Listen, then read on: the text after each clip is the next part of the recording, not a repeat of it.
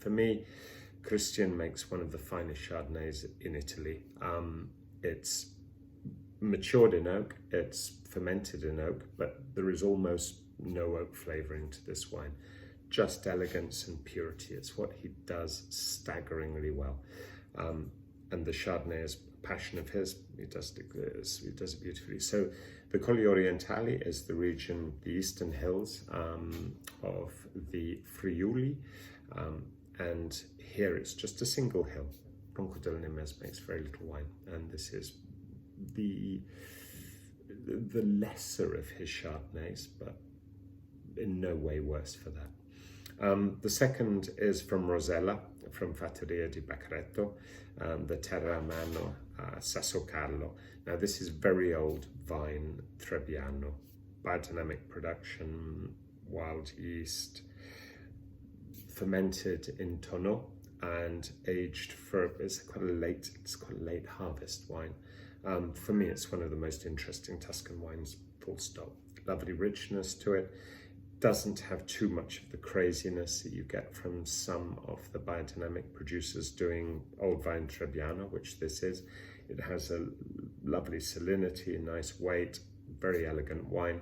And the 2017 vintage is excellent for the wine. It's very, very good.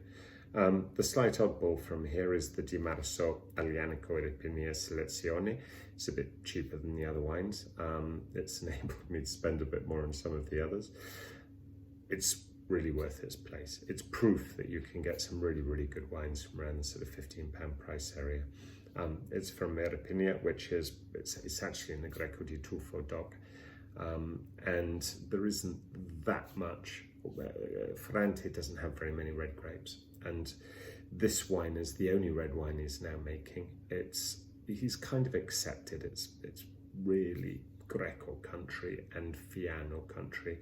And the Aglianico for him is not so important, only the Tarassi, which he actually has to buy the grapes in because the vineyards are very expensive and he doesn't have any of his own. But this one is made absolutely straight, uses the old Tarassi barrels, lovely weight to it, bit of richness, bit of Pinot-esque characters. When people say this is the Pinot Noir of the South or the Broilo of the South, I'm not so sure about that, but magnificent flavour and lots of character. The next of the red wines is, we're back to Colognole, which is Chianti Rufina. Rufina is the zone above Firenze, so very high altitude. The Riserva del Don is, if you like, the iconic wine of the estate. Straight Sangiovese. It's given the extended aging, it's from the best vineyards. It's an extraordinary wine and it will last forever. This is the 2015, lovely vintage. It's actually pretty much ready for drinking, but it'll go on for 20 years or however long you'd like it to. It's a great wine. Then we go down to the Friuli, to Broilo, Pinot Noir. I know some of you are thinking I'm not doing very well with all of my Pinot Noirs. Gerland's Trapman, off the scale, magnificent. The Patricia, nice wine. Cune, more difficult because of the biodynamic nature, a little bit more edgy, but when it's good, God, it's fantastic. Broilo takes a slightly different approach to it. So his Pinot Noir is a bit richer and a bit more full-bodied.